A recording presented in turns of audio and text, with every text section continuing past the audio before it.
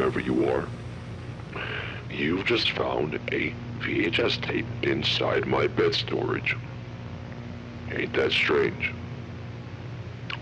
I meant like someone so weird, edgy, and highly eccentric, hiding such a thing in his bedroom. What could he be possibly hiding? I'm sure if you're familiar around here, you've heard somewhat of these mysterious disappearings with entities. 4 cases of 3, 2 cases of 1. All of that adding up to the 14 missing entity reports that's been floating around these places lately. I am responsible for all of that. I'll elaborate on that later. And you know, I wouldn't call myself edgy either. I mean, most other entities may think that I'm edgy as hell when they first meet me. You know, just a young, selfish, quiet, barely adolescent, cynical man taking care of himself who tragically lost his enduring lover to a murder case and eventually just got over it, right? Nope. I'll never get over it. And the fact that she died isn't the only reason. Okay, you see, her co-worker did it. She killed her. Not a surprise, everyone knows that by now. But it wasn't an accident. She keeps insisting it was, but she's an emotional gas liar. She hates me now. And she hated Coral. You see, she wasn't exactly settled with not being my type after we finally broke up for good a while ago.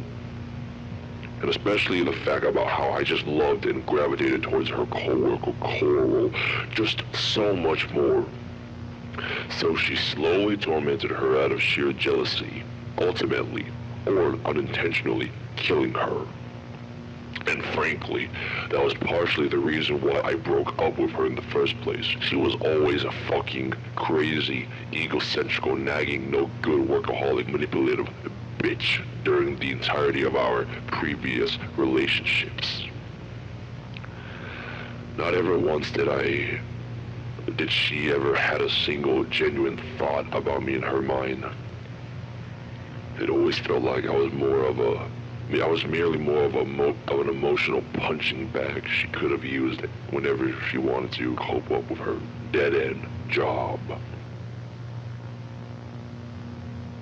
She was not worth my time or anyone else's, as a matter of fact. But now, after everything she's done to me, out of pure spite and envy, I don't think I've never hated her even more so than I ever could have. She's done so much just to hurt my spirit, drain my heart, and break my mind in one day alone.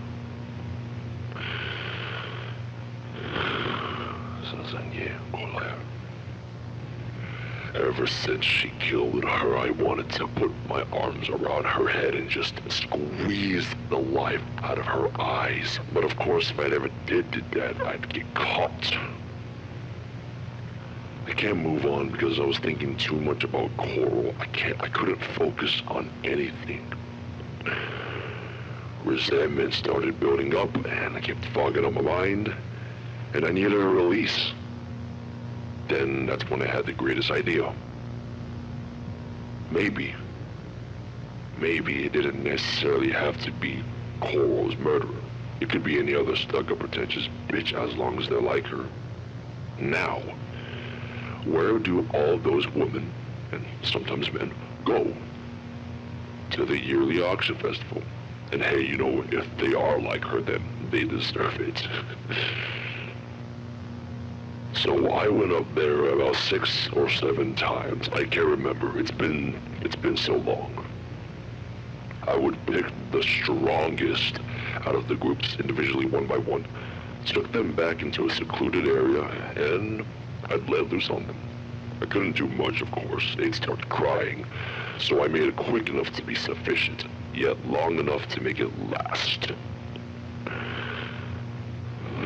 It was hell for them, but it was heaven for me.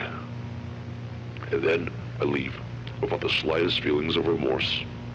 So, there you have it. You've solved the mystery. Congratulations.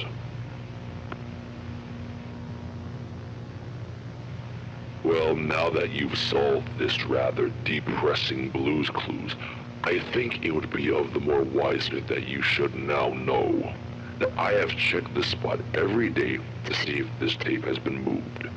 I've seen it so many times, I'll be able to tell even the slightest little bits of differences. I will know. So you best put it back, Anna, as neatly as you can remember.